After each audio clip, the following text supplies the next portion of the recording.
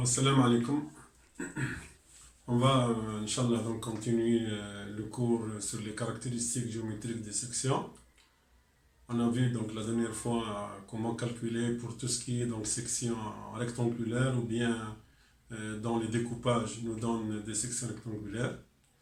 Donc on a vu tous les cas, je faisais le cas de la section en T. On a vu la section en T. Donc on a dit qu'on sépare entre 1 et 2. La section en I, c'est la même chose. On a des axes de symétrie, donc en général, le centre est défini. Dans le cas de la section en I avec talon, en T avec talon, donc nous avons un axe de symétrie. Et l'autre, donc, il fallait le déterminer. Dans l'exemple que j'ai donné, c'est 0,74. Donc, on arrive à un centre de gravité qui est à 0,74.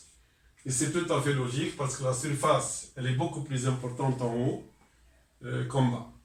Donc, le centre ici, il est à, on a vu qu'ici, donc, c'est 1,20.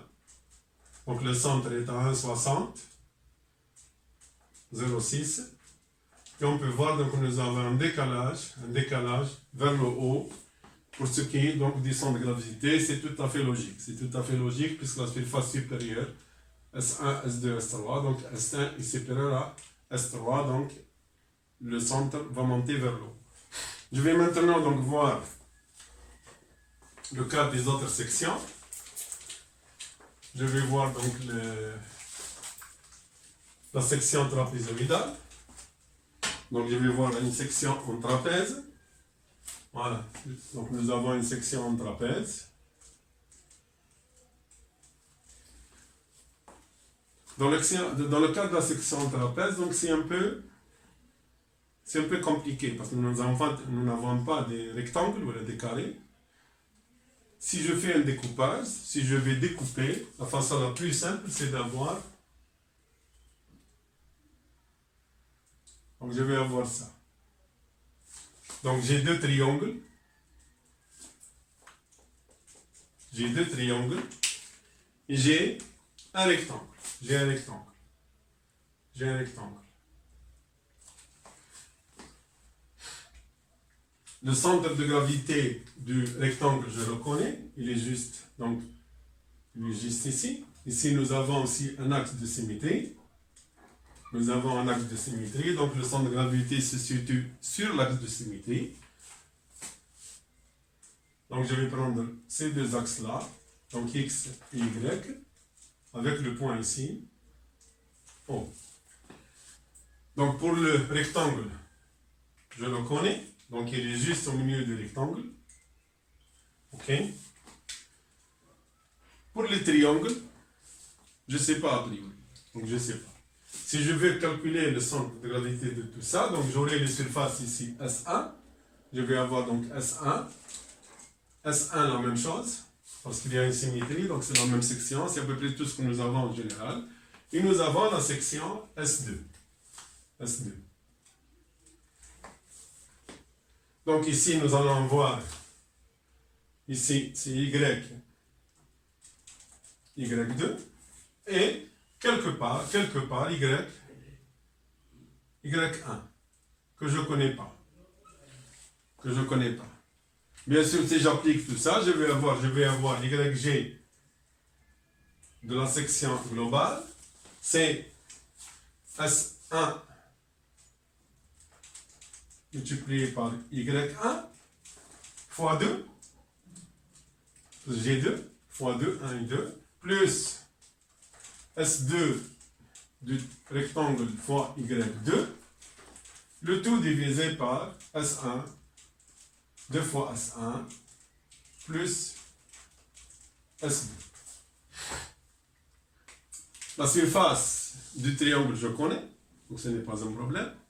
Mais je ne connais pas son centre de gravité. Il est où son centre de gravité? Donc je vais essayer de déterminer, en utilisant le même principe que pour la section rectangulaire. Je vais utiliser donc le même principe et calculer où va se situer le centre de gravité de mon triangle. Donc si je prends le triangle, donc je vais l'inverser, donc ce n'est pas un problème. Je vais prendre un triangle de la sorte. Je vais prendre ça.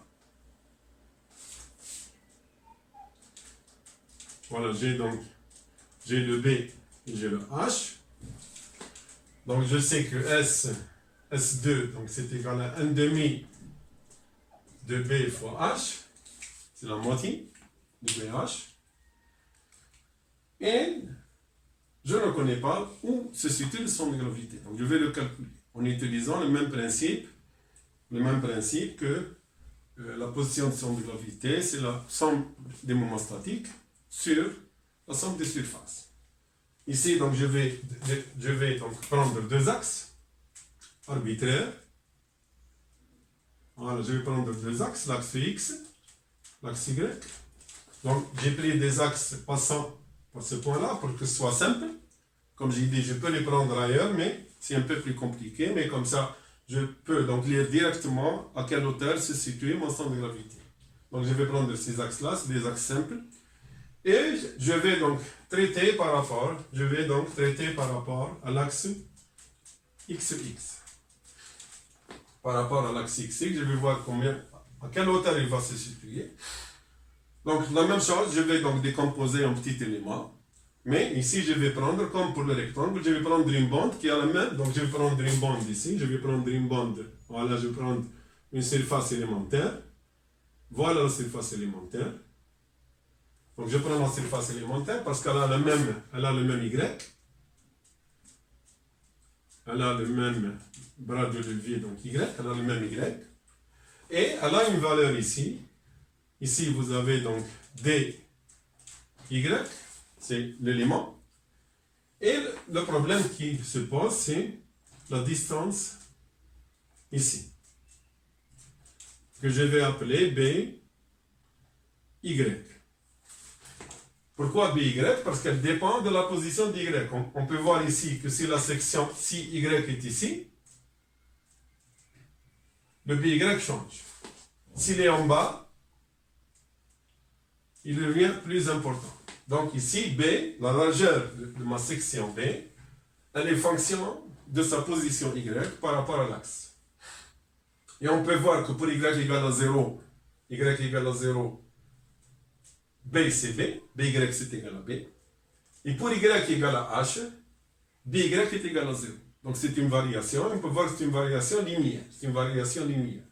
Et je sais maintenant, donc, ds pour moi, la surface élémentaire ds,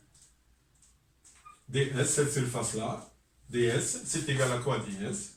C'est égal à BY, c'est égal à BY multiplié par DY. Ça, c'est la surface élémentaire. C'est la surface élémentaire. OK? Maintenant, il me reste à déterminer le BY. Je peux donc dire, je sais que BY, il est fonction de Y. Comme j'ai dit, à 0, BY égale à B. Et à H, BY égale à 0. Donc, je peux utiliser, ici, si j'utilise des triangles semblables, je vais utiliser ce triangle-là. Je vais utiliser donc les deux triangles, le petit triangle ici, avec le grand triangle. Je vais pouvoir écrire en utilisant donc la théorie des triangles semblables. Je pourrais écrire que BY, cette valeur-là, sur B, c'est égal à quoi? C'est égal à ça, sur ça. Et ça, c'est quoi? Ça, c'est H moins Y. Donc, c'est égal à H moins Y sur la hauteur totale, c'est H. C'est égal à 1 moins Y sur H. Donc, ici, nous avons la valeur de BY. Donc, je pourrais déduire que BY est égal à B multiplié par 1 moins Y sur H. Et on peut voir aussi, ici, pour Y égale à 0, BY égale à B. Et pour Y égale à H, donc 1 moins 1, égale à 0, by égale à 0. Donc c'est vérifié. Notre équation ici, donc notre équation, elle est exacte. Elle est exacte. Donc je vais maintenant donc écrire la relation. Je sais que le moment statique, c'est égal à quoi? Donc c'est égal à la somme, c'est égal à la somme des BY, Y, multiplié par ds. C'est-à-dire, moment statique égal à la somme BY, donc c'est égal à B, donc c'est égal à B, moins multiplié par 1 moins Y sur H, dy. Et multiplié encore par Y. Ok? Donc ça, c'est le moment statique. Donc ça veut dire que quoi? Ça veut dire que le moment statique, c'est l'intégrale entre 0 et H, jusqu'à H, entre 0 et H, de B, Y, B multiplié par Y, multiplié par 1 moins Y sur H, D, Y. Ok?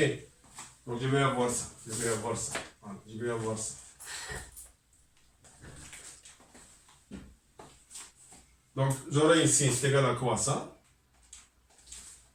C'est égal à BY, c'est égal à l'intégrale entre 0 et H, BY, moins BY carré moins BY carré sur H, le tout donc DY, entre 0 et H. Ça va me donner quoi ici? Ça va me donner donc un demi de BY carré, plus, moins, donc moins un tiers de BY cube sur H, entre 0 et H, Donc c'est égal à quoi? C'est égal à 1 demi BH carré, moins un tiers BH au cube sur H. C'est-à-dire, ici donc je vais avoir, ici donc je vais simplifier, je vais le H, ici donc on aura H2, ok? Donc ce sera 1 demi de BH carré, moins un tiers de BH carré. Donc si je mets au même dénominateur, donc j'aurai ici 2, donc je multiplie ici par 3, donc je vais multiplier ici par 3, ici par 2 sur 2. Comme ça, je vais avoir le même dénominateur. Ok? Et j'aurai donc, ce sera 3 BH carré moins 2 BH carré sur 6. Ok? 3 BH carré moins 2 BH carré, c'est égal à BH carré,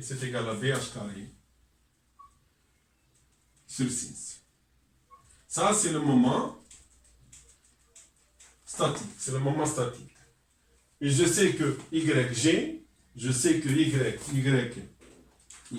YG, c'est égal au moment statique sur la surface.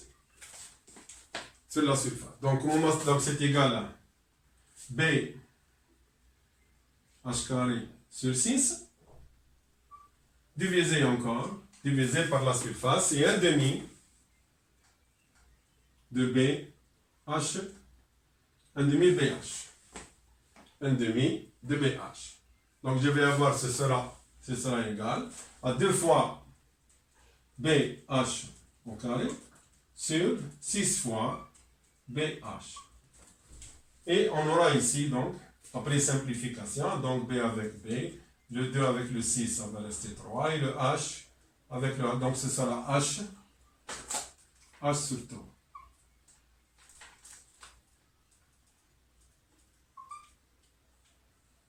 Donc, ici, le centre de gravité d'un triangle se situe à 1/3 de la hauteur totale par rapport à la base. Donc ici, je vais avoir donc j'ai pu calculer. Maintenant, donc, je sais que si j'ai un triangle, si j'ai un triangle, donc ici, si j'ai un triangle,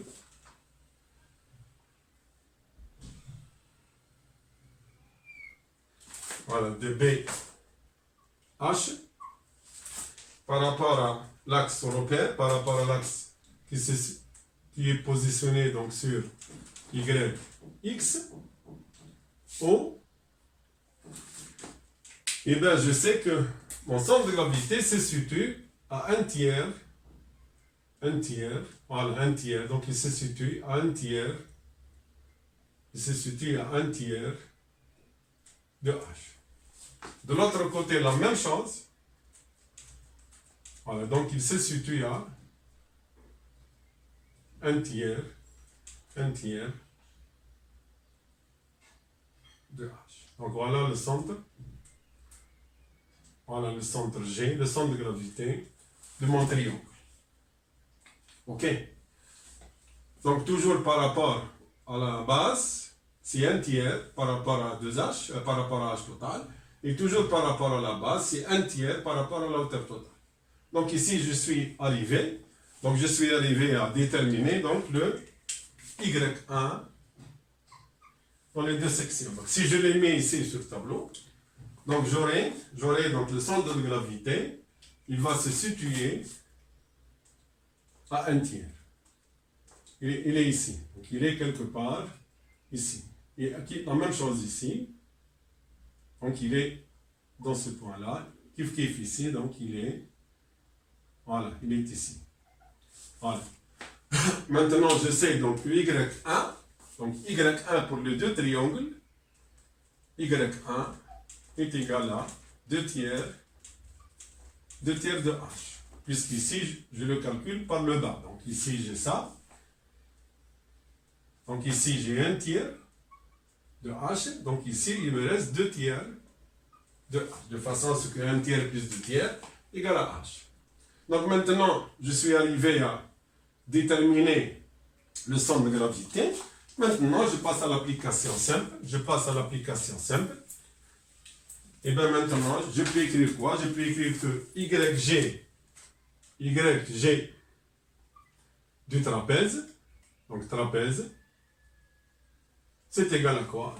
C'est égal à 2 fois S1 que je connais, c'est la base par la hauteur, 2 fois S1, multiplié par Y1 qui est égal à 2 tiers de H, ok? C'est 2 fois, parce que j'ai 2 triangles, plus S2 multiplié par Y2. Y2 ici, c'est celle du rectangle, donc elle est égale à 1 demi de H, ok?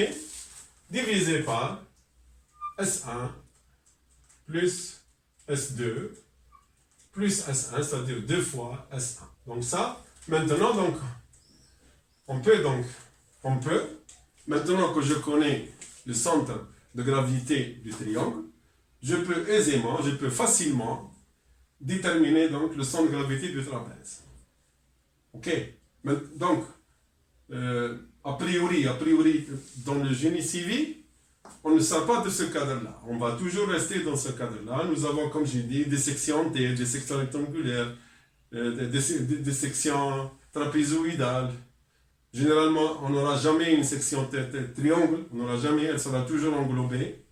Ok? Et donc, on peut donc, connaissant, c'est pour cela que j'insiste sur la connaissance du triangle et du rectangle. Il ne faut pas oublier ces deux choses. Un demi, c'est symétrique. L'autre, c'est un tiers. Un tiers à la base, un tiers à la base. La surface, on la connaît. C'est un demi de BH. Si on connaît ces deux caractéristiques, ces deux propriétés de ces deux sections, on peut a priori donc déterminer n'importe quelle section. Ok. Je vais maintenant voir. je vais voir l'application pour quelque chose de vide. Si je prends par exemple la section est vidée, Donc si je prends une section vide à l'intérieur, caisson, si je prends une section, donc pour une section caisson, sous forme de caisse, section caisson, voilà, je vais prendre quelque chose de simple, carré ou rectangulaire, avec un vide à l'intérieur, avec un vide à l'intérieur, avec un vide à l'intérieur. Ok. On peut voir ici, par exemple, que, supposons que ça, c'est la même, égale, et ça, c'est différent. Ici, c'est, par rapport à ici, c'est pas la même chose, c'est différent. Donc ici, c'est le vide. Donc ma section, elle est constituée uniquement de l'extérieur. Elle est constituée uniquement de l'extérieur.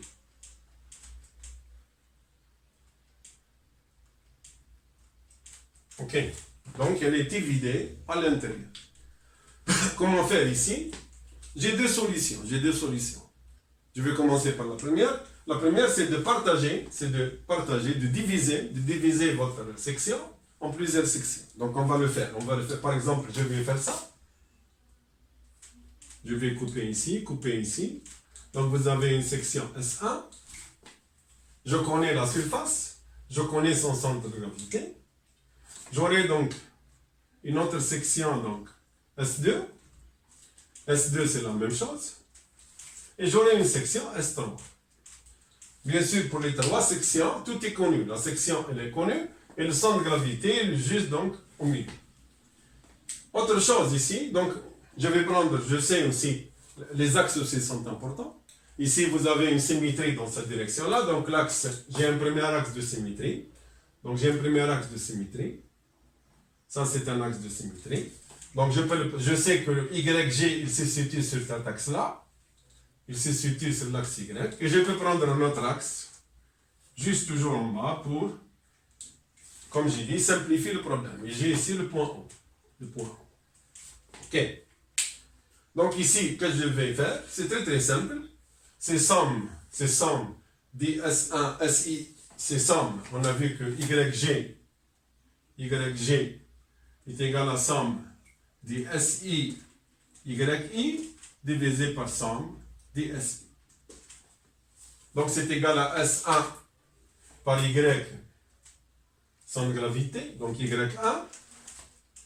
Ensuite j'aurai Y2. Et ensuite le centre ici, et j'ai Y3.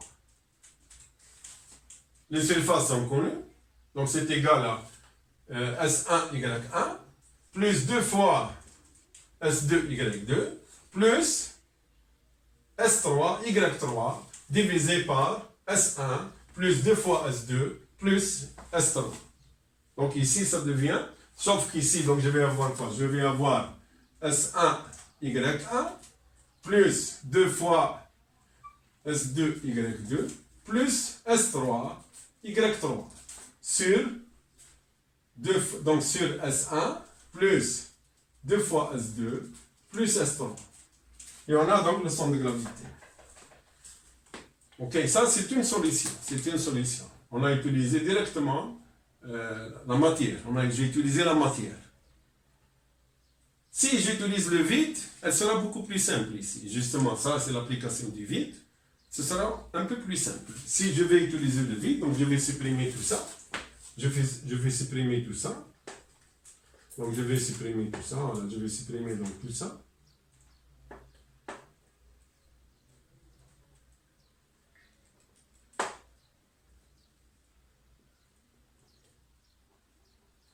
Donc qu'est-ce que j'ai maintenant? Voilà. C'est quoi ça? C'est la section. C'est la grande section.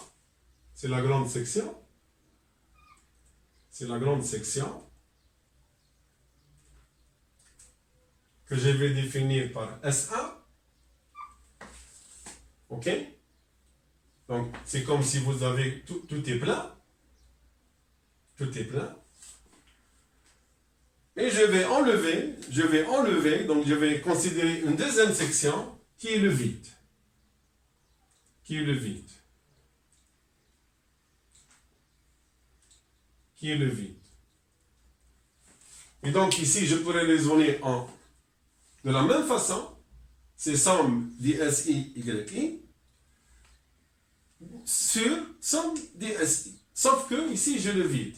Pour S1, je connais, donc je connais la surface. Si je prends ça B et je prends ça H, je vais prendre ici B', le vide et H', B', H', et bien S1 est égal à B par H. Y1, c'est le milieu de la section. Donc ce sera ce point-là. Sans tenir compte des vides. Donc c'est Y1. Voilà, c'est Y1. Y1 égale à H sur 2. Il est juste au milieu. Et j'ai la section S2. S2, donc c'est la section vide. Donc je vais avoir ici S2. S2. S2 c'est égal à quoi? S2, section c'est égal à B', H'. C'est égal à B' multiplié par H'.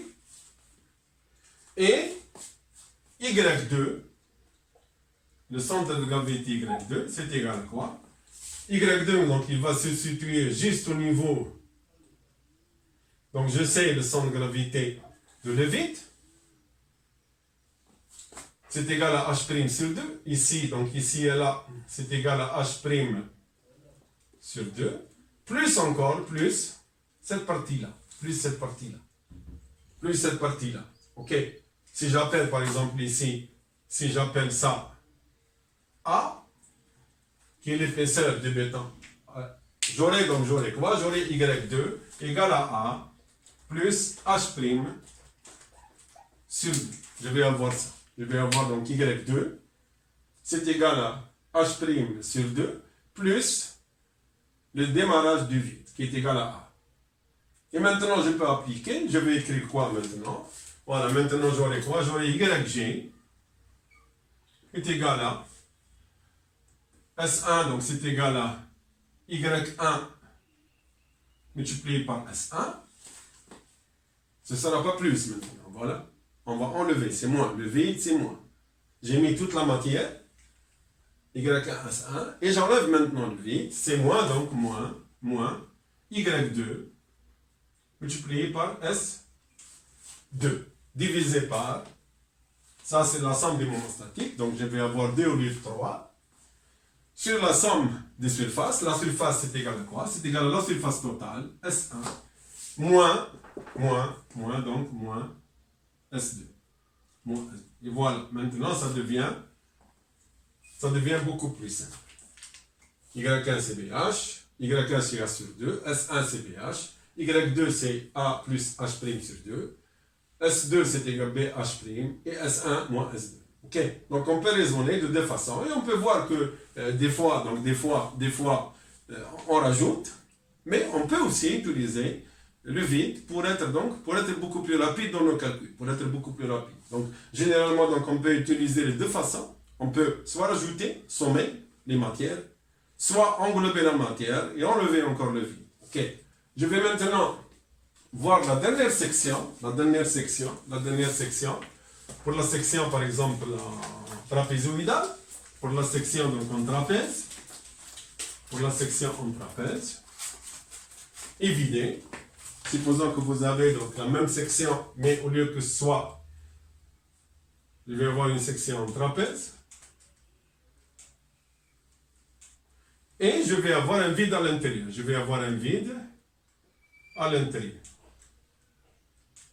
Ok? Donc ici, donc la matière, elle est ici.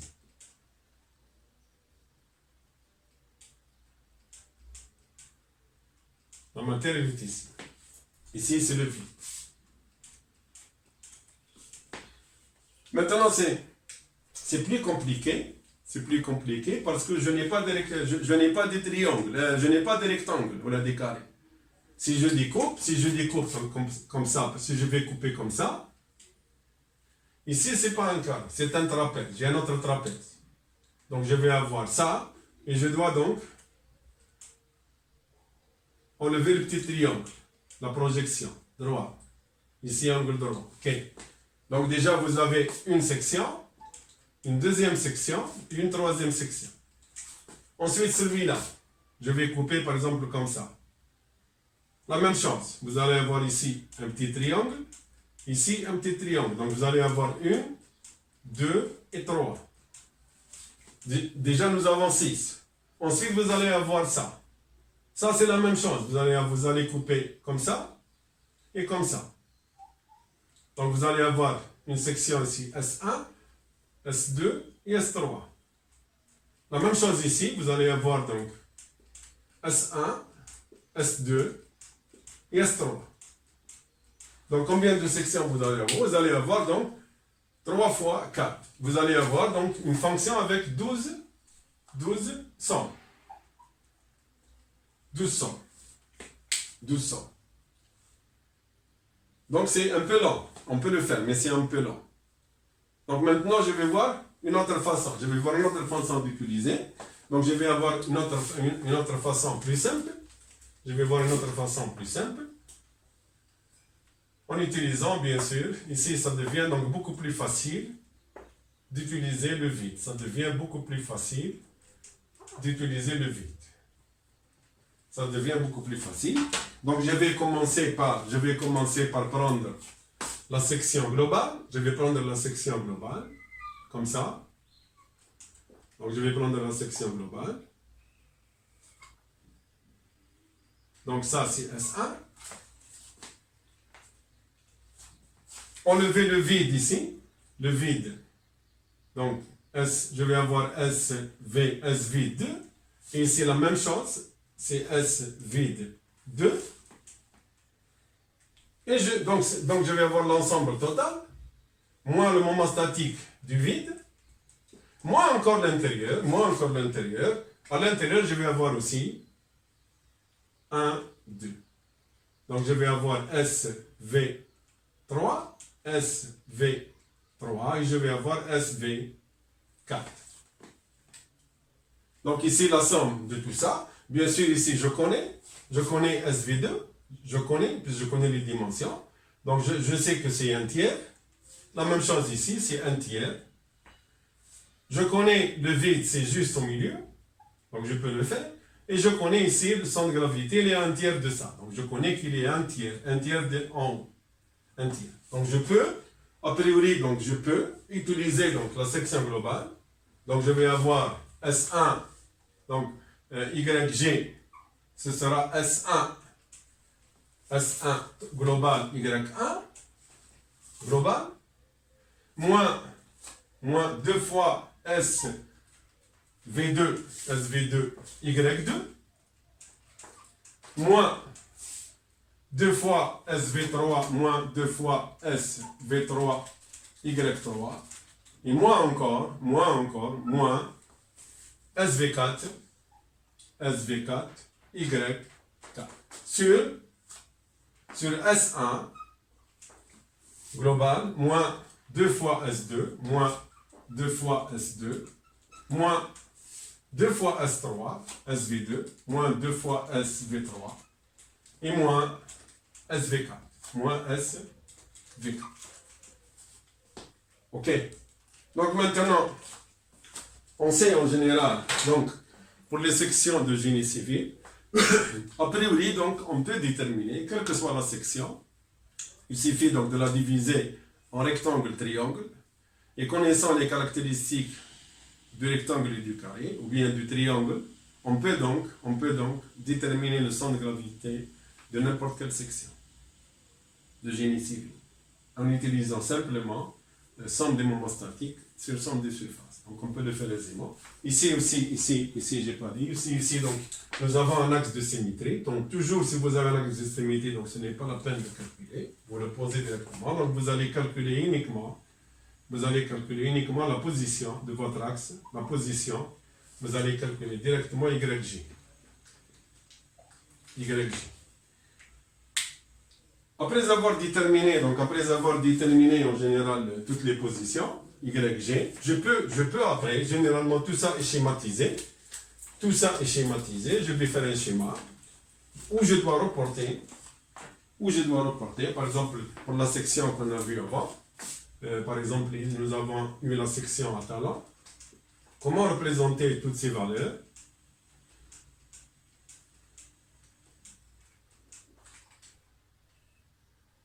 Je dois disposer donc mes axes.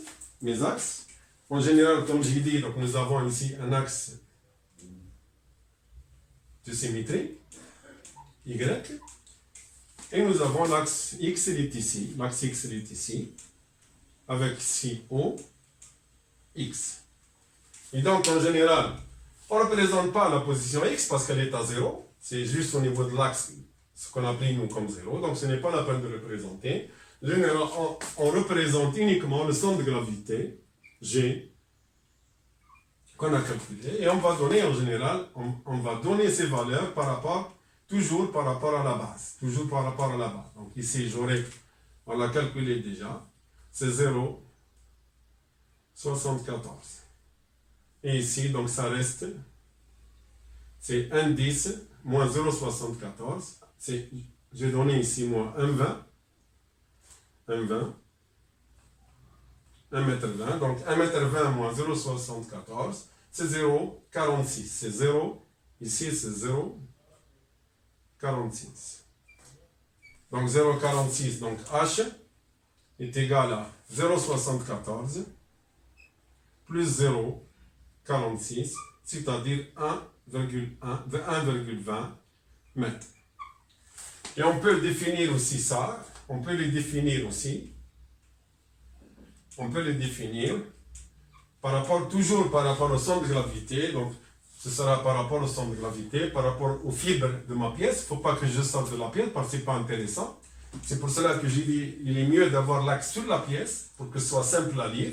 Et quand vous parlez à quelqu'un, vous lui dites que mon centre de gravité se situe à 0,74, il va directement comprendre du bas ou du haut. Donc ce sera 0,74 par rapport au niveau de la pièce. Ici, donc, on peut définir ça comme étant V aussi, et V'. On peut aussi définir comme étant VV'. Donc V ici est égal à 0,74, V' est égal à 0,46, et on sait que VV' c'est égal à 1,20. Donc connaissant 0,74, je peux déduire V', c'est égal à 1,20 moins 0,74. Ça c'est en général. Donc maintenant on est arrivé à déterminer le centre de gravité. Pour le cercle, c'est simple. Le cercle, c'est juste dans l'axe, c'est le centre. Le centre de gravité, c'est le centre du cercle. Donc, il n'y a pas de problème, parce que tous les axes sont axes de symétrie. Quelle est l'importance de G maintenant? Supposons que j'ai déterminé G. Quelle est l'importance de G? G, c'est le centre de gravité. Donc, si je soulève ma section, si je la fais soulever en la tenant par G, elle ne va pas bouger, donc elle va rester droite. Ok? Si je décale un peu, elle va faire ça. Donc généralement G, c'est le point qui représente toute la surface. C'est le centre de toute la surface, quelle que soit cette surface. Donc si je soulève une section par son centre de gravité, et bien la section restera droite.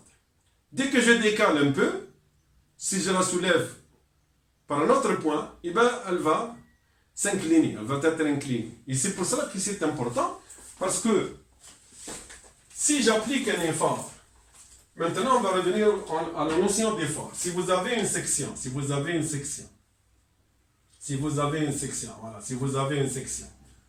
par exemple ça, vous avez une section, n'importe quel type de section.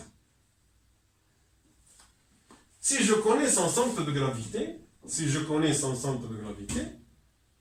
voilà G, si je connais son centre de gravité G, et bien si l'effort est appliqué, au niveau de G, si N est appliqué au niveau de G, et qu'il est en même temps parallèle à l'axe de la pièce, parce que toute section a un G, donc l'ensemble des G représente l'axe de la pièce, et bien si l'effort est appliqué au niveau du centre de gravité, toute la section va se déformer de la même manière. Vous allez avoir donc ce qu'on appelle une contrainte uniforme. La répartition de N, elle sera uniforme. Et je pourrais écrire aussi que sigma, donc la contrainte sigma, est égale à N sur S. N sur la surface. Parce que vous avez une répartition uniforme. La section ne tourne pas. Elle sera totalement comprimée. Elle va bouger ensemble. Et c'est pour cela qu'on va définir maintenant, si je reviens à la définition, je dirais que nous avons une compression simple, pas autre chose, une compression simple, ou bien une traction simple, si l'effort est appliqué au niveau du centre de gravité. Si vous avez un effort de compression appliqué dans le centre de gravité, eh bien vous allez avoir une contrainte uniforme. Et vous allez avoir une compression simple. Si l'effort est un effort de traction appliqué au centre de gravité, eh bien vous avez aussi une traction simple. Donc là, je pourrais énoncer quoi? Je pourrais dire quoi? Je pourrais dire que si une section est soumise à un effort de compression appliqué en son centre de gravité parallèle à l'axe de la pièce, nous allons voir soit une traction simple, soit une compression simple. Dès que le point d'application de l'effort sort du centre de gravité, si l'effort n'est pas appliqué au centre de gravité, si l'effort est appliqué quelque part ici, si l'effort n'est pas appliqué ici, eh bien vous n'avez plus une compression simple. Si vous avez l'effort est appliqué ici, eh bien la section va tourner dans ce sens-là, elle va tourner dans ce sens-là. Et vous n'allez plus avoir une compression simple. Ça, donc, c'est très, très important. Au niveau, donc, pour définir quelle est la sollicitation qui agit sur un élément. Quelle est la sollicitation agissant? Donc, je ne vais dire que j'en aurai une compression ou bien une traction si l'effort est appliqué au centre de gravité. S'il n'est pas appliqué au centre de gravité, vous n'avez plus une traction simple ou bien une compression simple. Vous allez avoir une rotation de votre section, c'est-à-dire que l'effort n'est plus appliqué au centre de gravité. Donc j'espère que vous avez assimilé tout ça. Je vais vous donner un autre exercice, donc essayez de le faire. On va prendre le trapèze, un trapèze. Je vais prendre un trapèze vidé. Je vais prendre un trapèze avec vide. Voilà, je vous donne ici par exemple 1 mètre. Ici 1,50 m. 1,50 m. Et vous avez un vide. Avec ici, donc 0,60. Et ici, donc 40, donc 1 mètre 10. 1 mètre 10. Donc ici 1 mètre 10. La même chose ici. Je vais prendre 1 mètre 20 avec ici, avec le vide, 0,80. Ok, donc vous avez une section évitée. Voilà, tout est donné ici, donc 0,60. Ici les épaisseurs, je vais donner les épaisseurs aussi ici. On peut les connaître, donc c'est 1,20 moins 0,80 divisé par 2, donc ce sera 0,20 et 0,30. C'est 0,30, 0,30, 0,20, parce que c'est 80. 1,20 moins 0,80 c'est 0,4 divisé par 2 c'est 0,20. Je vais prendre ici 0,20, ici 0,20. Ok.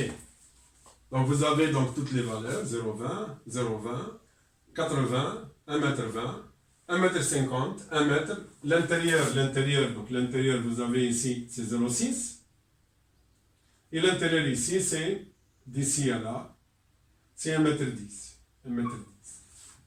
Ok, donc je vous demande de déterminer le centre, la section, ainsi que YG, avec un schéma, comme j'ai fait moi ici, Donc, après avoir tout calculé, vous mettez votre section. Ici, vous avez un axe de symétrie, donc vous le calculez uniquement YG. Et ensuite, vous faites tout ça. Ok? Voilà, j'espère que vous avez compris. S'il y a des questions, vous me les posez, comme j'ai dit, au niveau des commentaires. بون جي ان كومونتير وين طلب مني السيد نهضر بالعربيه. سي فري نهضر بالعربيه بس انا جيمري بيان كو فو ميتريزي باش تتعلموا. قاعد نهضر قاعد نتكلم بالعقل خلاص. تسمى فيديو تقدروا تعاودوها بزاف المره باش ان ميم تحفظوا لي تيرم يا ميم تعلموا شويه فرنسيه وزيد معنا اجانب كذلك يقراو معنا دي زيترونجي دونك لازم نقريهم بالفرنسي. دونك انا جي سي دو بارلي en français mais techniquement المهم doit comprendre parce que le technique ما عندوش علاقه باللغه. OK, le technique ما عندوش علاقه باللغه. quand quelqu'un sait calculer il sait calculer. Je ramène un chinois ou un japonais ou un américain ou un français ou un allemand. Si je mets la section, tout le monde va la calculer. Et on peut discuter des résultats sans qu'on se connaisse et sans qu'on connaisse les langues. Donc les langues ما عندهاش علاقه. OK, le côté technique, les langues حاجه ou le côté technique حاجه. Le côté technique en général, c'est universel. الناس اللي طوروا مشاو. OK, c'est universel. Donc c'est pour cela que j'ai fait un cours يعني en français, j'ai parlé donc le plus simplement du monde. هضرت بكل بساطه ما استعملتش الفاظ قويه. اي en même temps تما تقدروا تعاودوا حتى تفهموا ومن طون في نفس الوقت تتعلموا بالعقل حتى ترجعوا تكومونيكيو ان شاء الله بالفرنسي كما تعلمنا احنا. حتى احنا ما كنا كيفكم حتى احنا ما نعرفوش فرنسي صافي بالعقل تعلمنا. اوكي. Et je vous remercie et bonne soirée. À la prochaine.